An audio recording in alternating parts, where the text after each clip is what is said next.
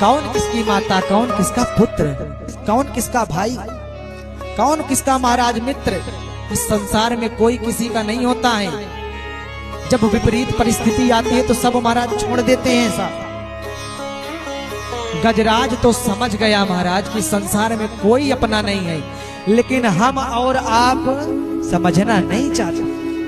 गजराज की तरह उन्मत्त महाराज इस संसार में विचरण करते हैं, सोचते हैं जो होगा देखा जाएगा, खूब बुरे कर्म करो, खूब पाप करो महाराज।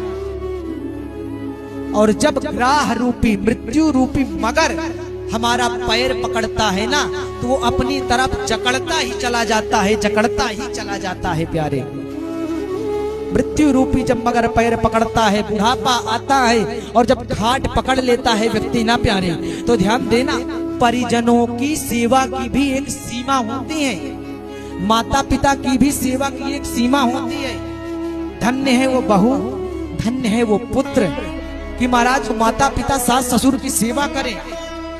सास ससुर महाराज जब खाट पकड़ते हैं ना, खाट में ही मलमूत्र का त्याग करने लग जाते हैं, तो कुछ दिन तक, कुछ वर्ष तक, कुछ महीने तक तो सास ससुर की सेवा महाराज बहू करती है। अंत में महाराज चाहे बहू हो चाहे पुत्र हो, कुछ तो ऐसे होते हैं कि जो कहते हैं अब महाराज इनको आप उठा ही लीजिए तो इनका कल्याण हो जाएगा, अब हम और इनकी सेवा नहीं कर सकते हैं महाराज।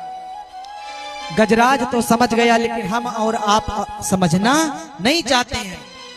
जब गजराज समझ गया कि संसार में कोई किसी का नहीं है, तो किसको पुकारा? जो संसार बनाने वाले हैं प्यारे ना, वो तो साथ देगा हमारा।